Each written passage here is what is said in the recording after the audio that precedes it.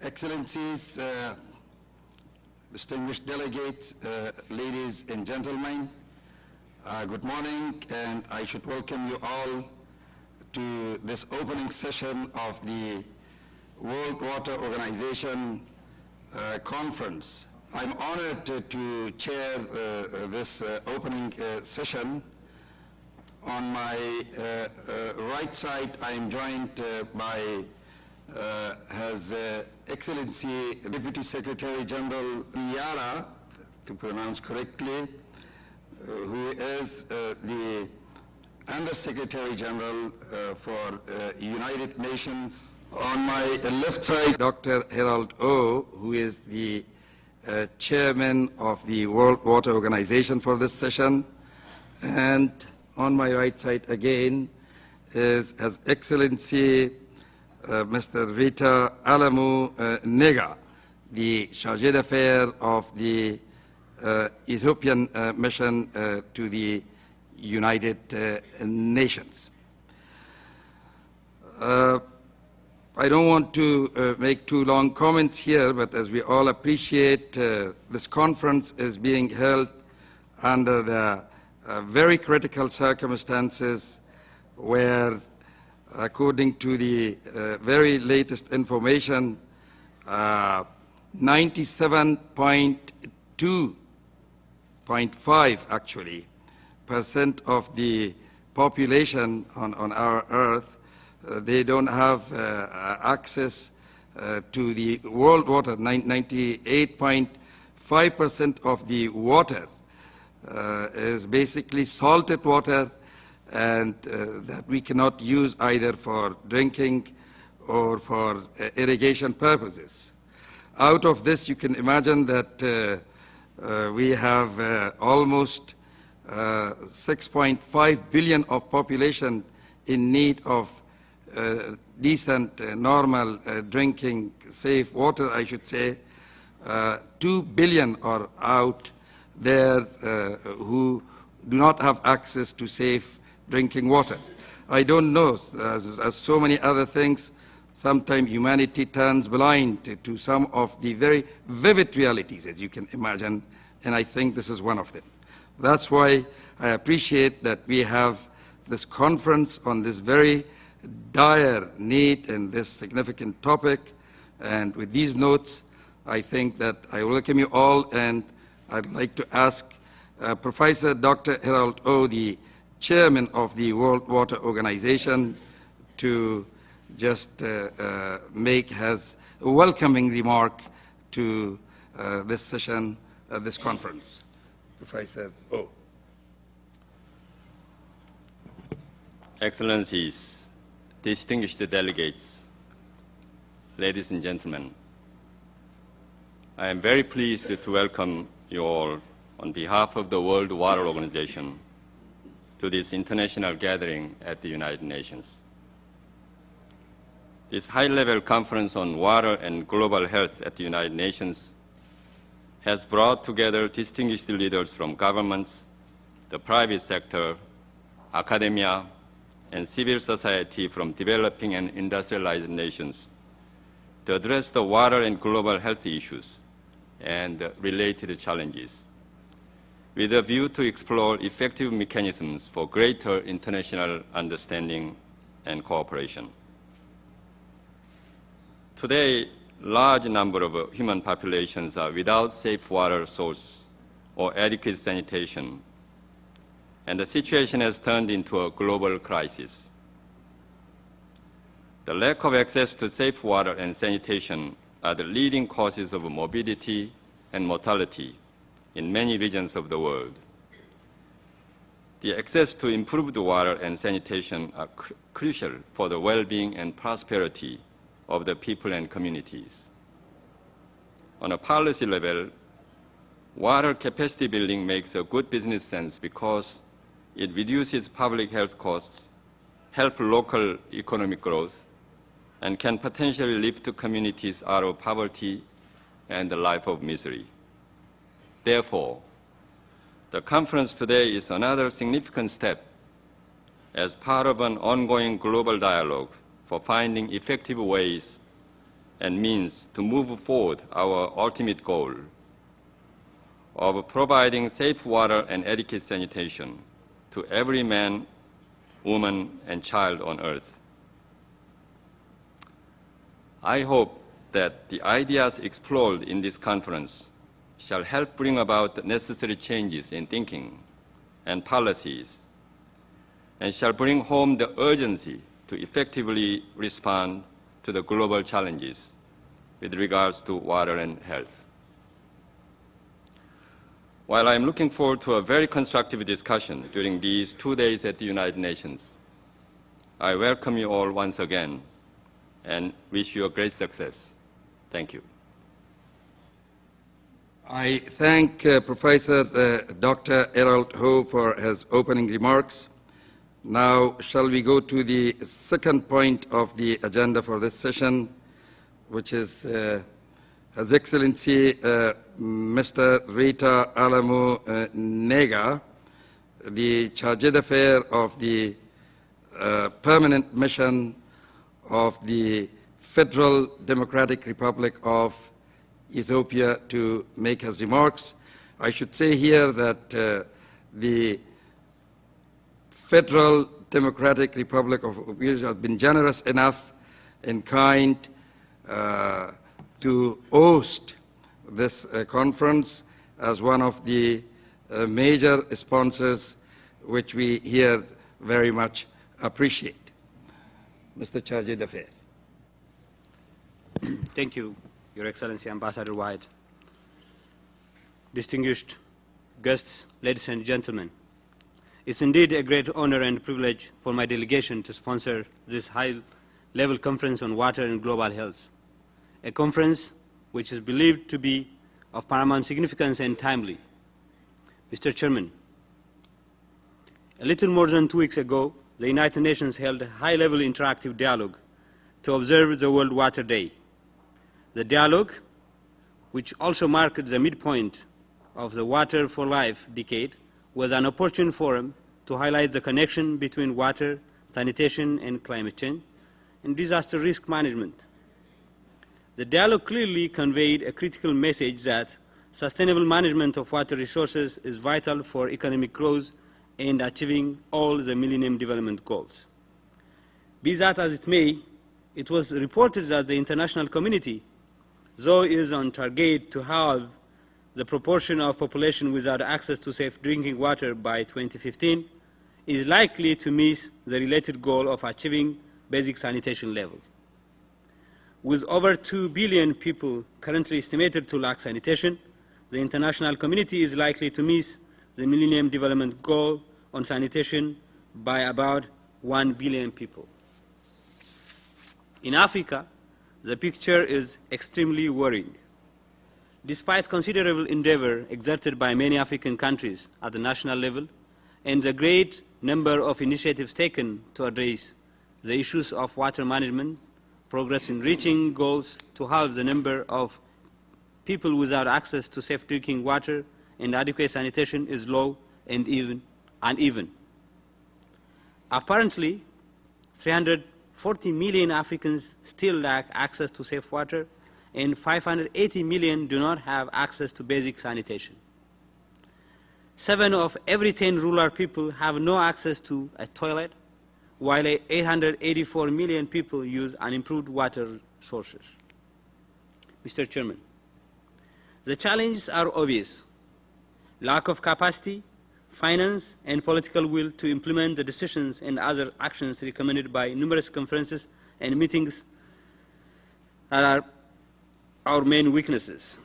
Addressing the challenges of water resources and sanitation remains to be difficult without effective collaboration among all stakeholders.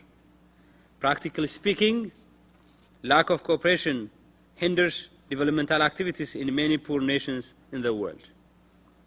There is a need to be active both in management and development of water resources and infrastructure in order to increase access to and effective use of safe drinking water in developing countries. Both developed and developing countries, in collaboration with other stakeholders, should work together to strengthen strategic partnership so as to contribute to the sharing of knowledge, innovation, and transfer of technology for better access to improved water resources and sanitation. Mr. Chairman, Ethiopia believes that sustainable and reliable development and proper use of water resources is vital for the socio-economic development, and the government exerts maximum effort to improve the access of safe water and sanitation, as these are essential in achieving progress in all fronts of development. The main thrust of Ethiopia's second phase of poverty reduction strategic plan and the plan for accelerated and sustained development to end poverty, covering the period between 2005 to 2010, is ensuring accelerated growth through a multifaceted approach of tackling interlinked poverty traps, including the very low level of infrastructure on water supply and sanitation. Ethiopia developed a water resource management policy with a goal to enhance and promote all national efforts towards efficient, equitable, and optimum utilization of available water resources.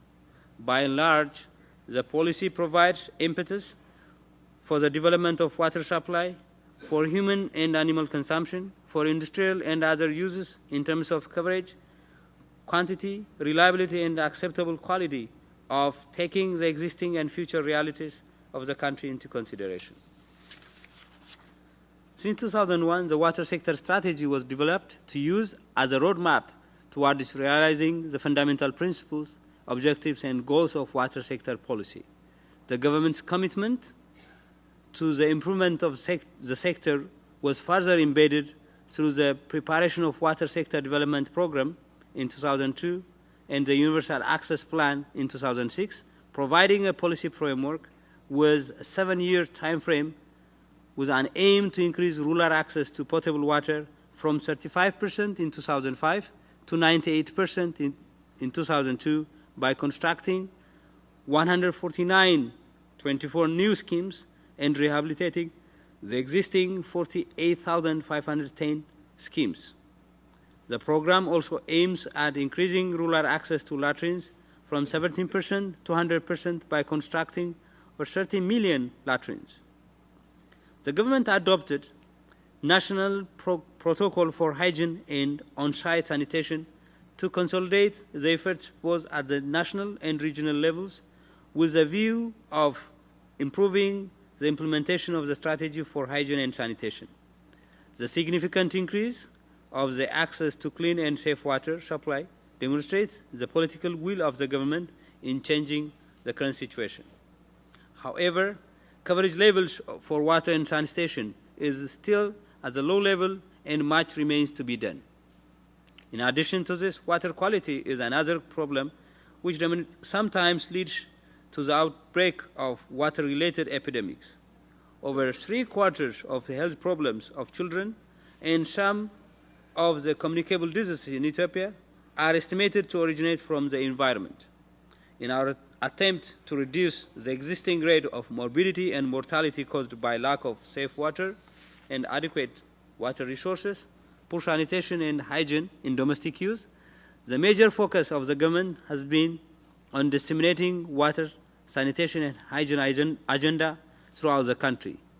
It is in light of these pressing challenges that my delegation calls upon the international community to stand firm in fulfilling its promises and commitments to achieve the internationally agreed water-related goals. We believe, Mr. Chairman, that our deliberation in the next 2 days will go further in contributing to our understanding of the nexus between water and health and add value to the ongoing process of providing the base for collective action by governments, international organizations, the civil society, and the private sector in addressing the challenge surrounding water and health in an effective and efficient manner. I thank you, Mr. Chairman. Thank you, Your Excellency, Mr. Rita Alamu Nega, the Chargé d'Affaires of the Permanent Mission of the Federal Democratic Republic of Ethiopia, for your wonderful and comprehensive statement. Now, may I invite His Excellency Ambassador Sheikh Sidi Diarra, the United Nations Under-Secretary General and High Representative to the Secretary General for the least developed countries, small island developing countries, and landlocked developing states. Your Excellency, Ambassador. Thank you very much, Ambassador Waheedullah, Dr. Ho, distinguished representative of Ethiopia, Excellencies, ladies and gentlemen. I'm delighted to participate in and address this August high-level conference on water and global health. I would like to extend my personal thanks to Dr. Elaine Waldorf and her able team for the tremendous effort they have put in to ensure an impressive line of individuals, each of whom is committed to seeking solutions that benefit all nations and all people. Let me also commend the mission of Ethiopia to the United Nations for sponsoring this special event on an issue very critical to the most vulnerable countries, especially to the African countries. I sincerely hope that my intervention of today will stimulate discussions on the issue of universal access to safe drinking water for populations in the developing world, in particular for those in the least developed countries and the small island developing states. Ladies and gentlemen, water is source of life and the link that binds all living beings on this planet. It is connected directly to all our United Nations goals, namely improved maternal health, and children's health, life expectancy, women's empowerment, food security, sustainable development, climate change adaptation and mitigation. Recognition of these links led to the declaration of 2005-2015 as the International Decade for Action, Water for Life. We should also note that in 2002, the United Nations affirmed the right to water as an indispensable for leading a life in human dignity and a prerequisite for the realization of other human rights.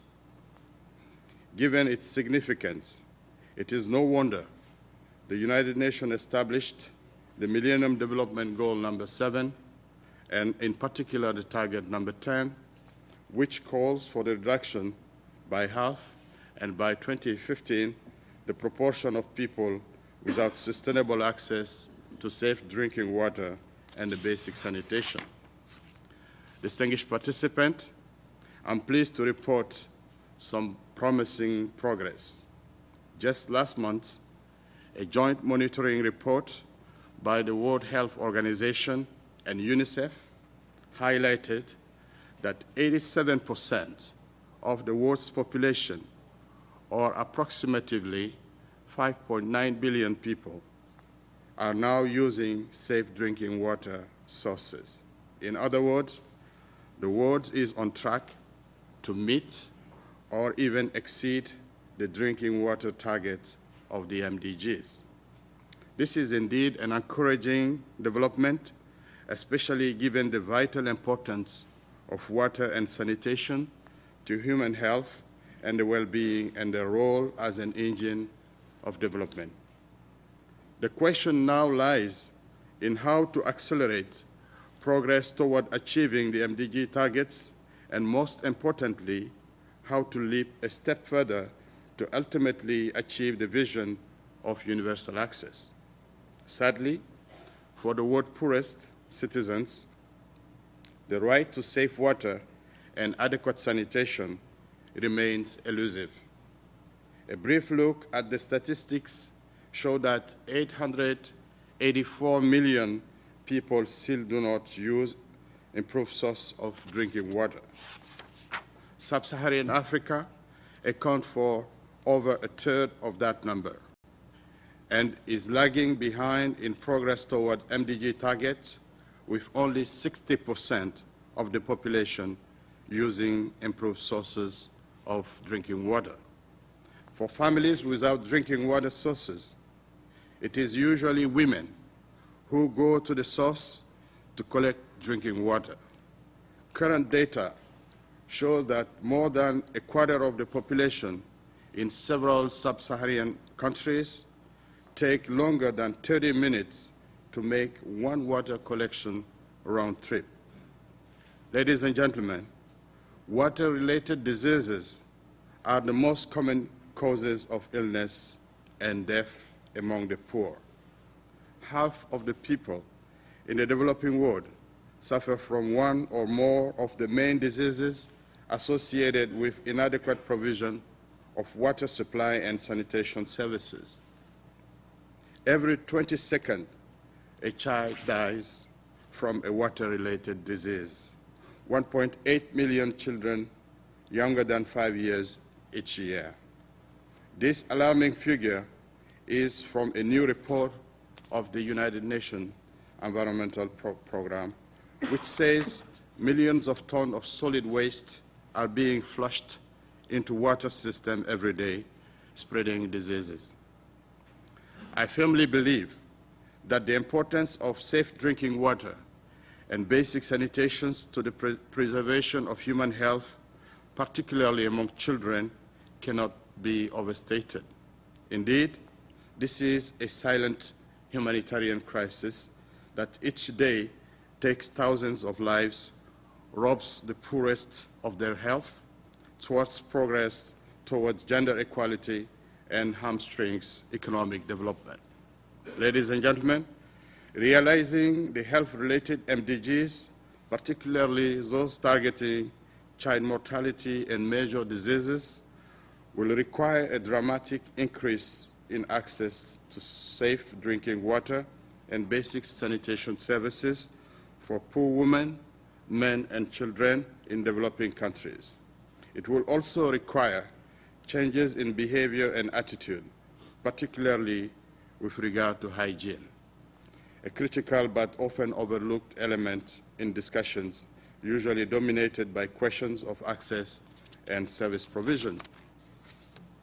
Almost 1/10 of the global disease burden could be prevented by improving water supply, sanitation, hygiene, and management of water resources. Cost-effective, resilient, and sustainable solutions have proven to alleviate the disease burden. Action is required to ensure these are implemented and sustained worldwide, and especially to the benefit of the most affected populations, children in developing countries.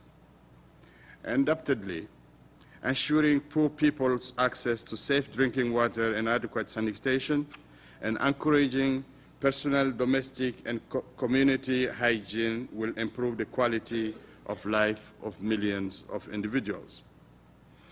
Better managing water resources to reduce the transmission of vector-borne disease, such as viral diseases carried by mosquitoes, and to make water bodies safe for recreational and other users can save many lives and has an extensive direct and indirect economic benefit from the micro level of households to the macro perspective of national economies. Water challenges will increase significantly in the coming years. Continuing population growth and raising income will lead to greater water consumption as well as more waste. These challenges are compounded by the effects of climate change in the poorest countries, especially the least developed countries and the small island developing state. The urban population in developing countries will grow dramatically, generating demand well beyond the capacity of already inadequate water supply and sanitation infrastructure and services. By 2050, at least 1 in 4 people are likely to live in a country affected by chronic or recurring shortage of fresh water. This might seriously constrain the availability of water for all purposes, particularly for agriculture, which currently accounts for 70% of all water consumed. One of the main questions I believe we should be asking is how can we best articulate the political significance of water and sanitation? Decision-making in environment and health in general, and in water, sanitation, and hygiene in particular, involve the participation of many actors and different sectors. In particular, government and other stakeholders must move the sanitation crisis on the top of the agenda. An important outcome of the first World Water Forum held in Marrakesh, Morocco, in 1997 was the Africa Water Vision for 2025. The vision is designed to avoid disastrous consequences of these threats and lead to a future where the full potential of Africa's water resources can be readily unleashed to stimulate and sustain growth in the region's economic development and social well-being. The framework sets the targets to reduce by 75% the proportion of people without access to safe and adequate water supply by 2015, and by 2025 it should be reduced by 95%. And by 2015, the proportion of people without access to safe and adequate sanitation should be reduced by 70%, and by 2025, this should be reduced by 95% again. Under the African Water Vision 2025, African countries agreed to aim to implement measures in all countries to ensure the allocation of sufficient water for environmental sustainability, as well as measures to conserve, restore watershed ecosystem by 2015, and by 2025 it should be extended to all river basins. Ladies and gentlemen, there is a strong need that within the context of national poverty reduction strategies based on MDGs, countries will elaborate coherent water resource development and management plans that will support the achievement of the goals. Furthermore, dramatically expanding coverage of water supply and sanitation services deserves the vigorous response of national government and international community. Improving basic services for the world's poor is also an imperative for the global community committed to principles of equity, fairness, and social responsibility. Without greater attention to the sound management and development of water resources, it will be difficult to meet the MDGs and sustain the gains already made against poverty, hunger, and environmental degradation. It is also important to recall that the mobilization of the global public opinion can lead to action at national and international levels. On a local level and within the community, incentives can be created for private actions and behaviors at household level that lead to a public good in terms of sanitation and hygiene. Finally, targets need to be translated into realistic, operational, politically acceptable targets at the national and subnational levels. These specific targets can be used to empower and involve society at the lowest appropriate level. Attention has to be focused on countries, populations, and groups within society that are most vulnerable and where the problems are the worst, which are often those in remote, rural, and peri-urban areas. I'm strongly convinced that long-term decision-making in water by all actors and at the very level, every level should lead to sustainable use of the world's water resources, sustainable development of society, and improve dignified livelihood of individuals. Thank you very much for your kind attention. Thank you.